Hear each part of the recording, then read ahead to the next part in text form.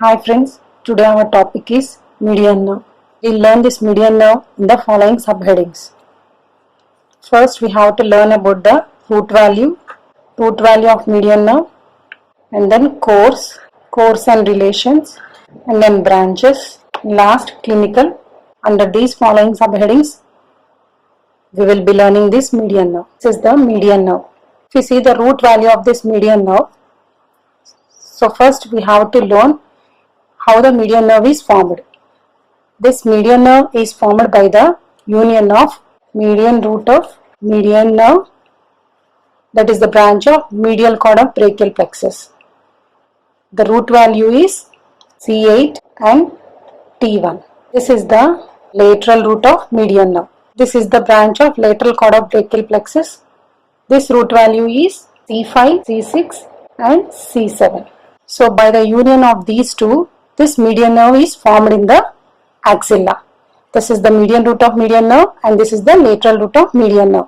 This median root of median nerve will crosses this is the axillary artery. This is the third part of the axillary artery. This median root of median nerve will crosses the third part of the axillary artery and joins with the lateral root of median nerve and forms the median nerve. This is how the median nerve is formed, and the root value is C5, C6, C7, C8 and T1. Now we will see the course and relations. This course and relations is seen in different aspects. First in the axilla, next arm, next at the cubital fossa, next forearm and palm. In these areas we have to learn the course and relations. Now first we will see the course in axilla. Look here, this is the axilla. In the axilla, this median nerve, it is formed by the median root of median nerve. Just it crosses in front of the third part of the axillary artery and joins with the lateral root of median nerve to form the median nerve in the axilla. So in the axilla, it lies just lateral to the third part of the axillary artery. This is the median nerve which is seen in the axilla, which is located just lateral to the third part of the axillary artery up to the level of teres major muscle. It accompanies along with the lateral part of the axillary artery. Next, in the arm. In the arm, what happens is this median nerve enters into the arm by passing lateral to the brachial artery. At the lower part of the teres major muscle, this axillary artery will continue as the brachial artery. So, in the arm, here also it continues just lateral to the brachial artery. But it crosses the brachial artery from lateral to medial side exactly at the insertion of coracobrachialis muscle.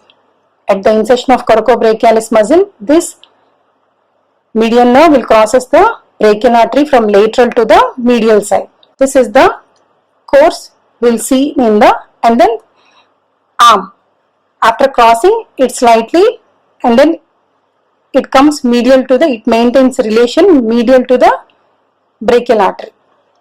It is in relation with the medial to the brachial artery in the arm. Next, in cubital fossa. The cubital fossa, this median nerve is most medial. Lateral to the medial nerve, we will see the brachial artery. Anteriorly, these two structures are protected by the bicipital aponeurosis, which acts as a thin platform for the median cubital vein. That is in the cubital fossa. Next, we have to see the course in the forearm. In the forearm, after leaving the cubital fossa, it passes between the two heads of the pronata teres muscle. This is the pronata teres. This median nerve will passes between the two heads of the pronata teres muscle, and then it descends downwards, and then it passes behind the tendinous arch of humeroulnar and radial heads of the flexor digitorum superficialis muscle. This flexor digitorum superficialis muscle is the superficial flexor of the forearm. It takes origin from the humeroulnar head and radial head. So, at its origin point, we will see the tendinous arch. After passing downwards between the two heads of the pronata teres, it passes behind the tendinous arch of humeral ulnar and radial head of the flexor digitorum superficialis. It is plastered beneath that muscle. Exactly 5 centimeters proximal to the flexor retinaculum, it becomes superficial. This median nerve becomes superficial, and then it maintains a relation with the lateral, at the lateral margin of the flexor digitorum superficialis. We'll see this median nerve, and then slightly it descends downwards up to the flexor retinaculum. At the flexor retinaculum, it lies posterior to the palmaris longus tendon, and then it passes behind the flexor retinaculum and it enters into the carpal tunnel. So this is the course of the medial nerve. The course of the medial nerve from axilla to the carpal tunnel. Now we will see the branches. If you see the branches, the first we will see the branches which are giving in the axilla. The axilla, it won't give any branches. Now we will see the branches coming from the arm. Here it will give a branches, sympathetic branches, which supplies to the brachial artery, and then it gives a branch just above the level of elbow to the pronator teres muscle. Here it gives a branch above the level of elbow. It gives a branch to the pronator teres muscle, and the sympathetic fibers gives to the brachial artery. So these are the branches in the arm. And if you see the branches coming from the cubital forearm, it gives a branches to the pronator teres muscle, flexor digitorum superficialis muscle, palmaris longus muscle, and flexor carpi radialis muscle. For all these muscles, it will give the branches in the cubital fossa. Along with these branches, it also gives articular branches at the elbow joint, for the elbow joint and the superior radio-ulnar joint. Here in the cubital fossa, it gives articular branches and the muscular branches. And next, if you see the branches coming from the forearm, the flexor digitorum superficialis, superficial to deep to flexor tendons will be there. Especially in the tendons, the tendon regarding the index finger, for that index finger, it will give a special branch in the forearm. Along with that, just proximal to the flexor retinaculum, it gives another branch called as, this is the palmar cutaneous branch, which supplies the thenar area, the sensation over the thenar area and lateral 3.5 fingers. And then if you see the branches in the carpal tunnel, at the carpal tunnel, this median nerve passes beneath the flexor retinaculum. In the flexor retinaculum, it lies anterior to the flexor digitorum superficialis and flexor digitorum profundus tendons. Along with that, flexor pollicis longus tendons. Okay, total 9 tendons will be there. Flexor tendons will be there. This flexor digitorum superficialis and flexor digitorum profundus. Each tendon is enclosed by a separate synovial sheath, and these are enclosed in the ulnar bursa. Along with that, we will see another tendon known as the flexor pollicis longus. This tendon is also enclosed by the synovial sheath, enclosed by the radial bursa. Anteriorly to these two bursa, we will see the median nerve just beneath the flexor retinaculum in the carpal tunnel. The concavity of the 2 rows of carpal bones, that is a proximal row and distal row.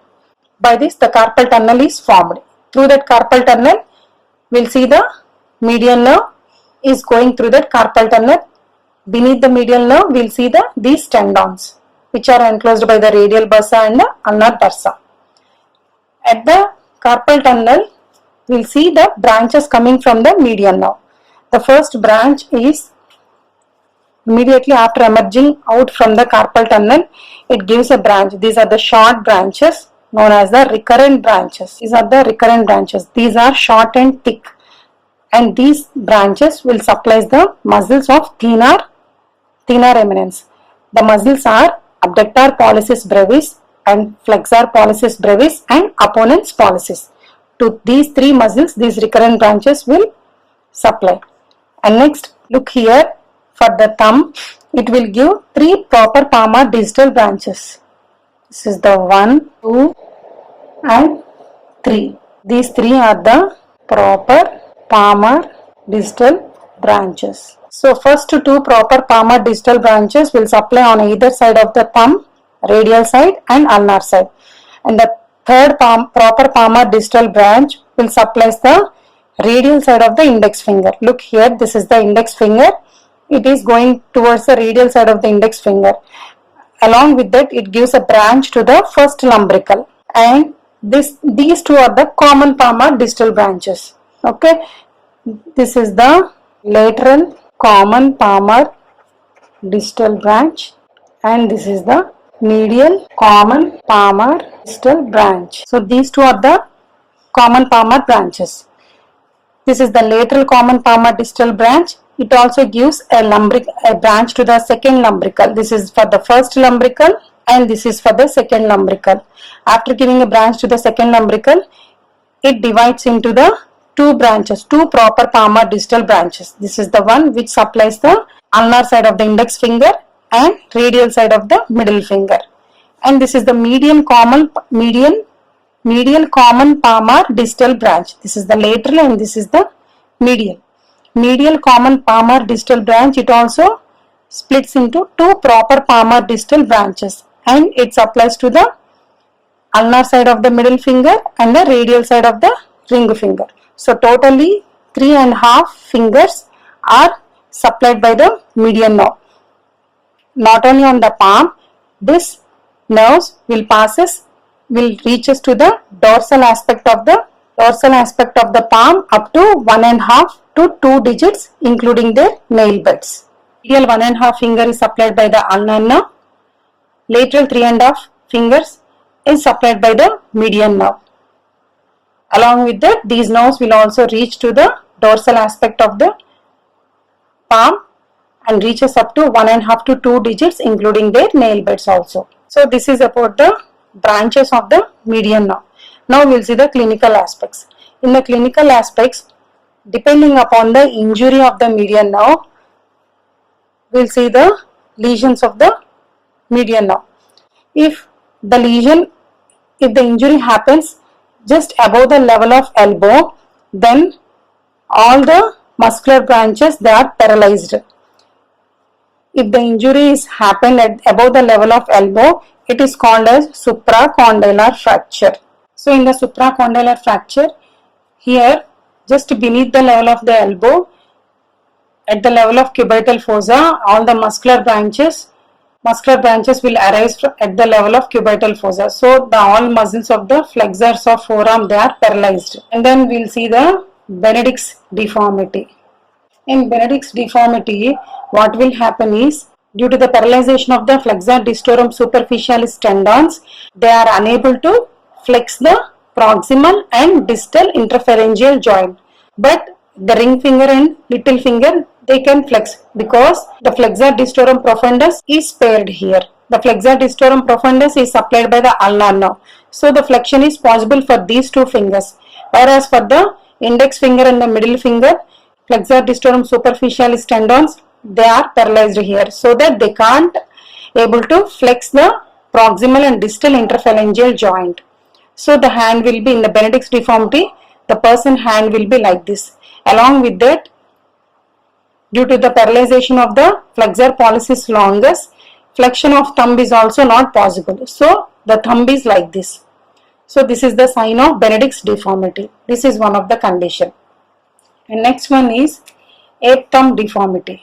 In ape thumb deformity, due to the paralyzation of thenar muscles, the thumb lies in the same axis of the rest of the fingers. So the person hand will be like this. It lies in the same axis of the same line of the rest of the fingers. It is mainly caused due to the paralysis of the thenar muscles. So this is called as a ape thumb deformity.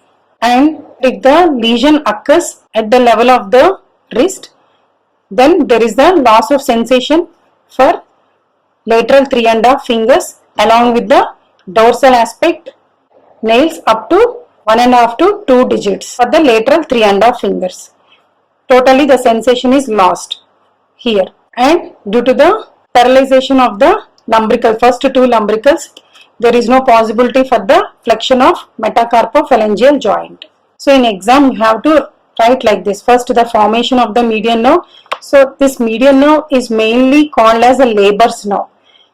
Why it is called as a labor's nerve means it is mostly supplied to the flexors of forearm, which are mainly responsible for the lifting a heavy baggage, hook type of grip which is done by the labors. So this is about the median nerve. Thank you, friends. A lot of effort is involved in preparing these videos. A small subscribe from your side will motivate me to do more videos. Please do subscribe to my channel. To subscribe, please click on the subscribe button below the video.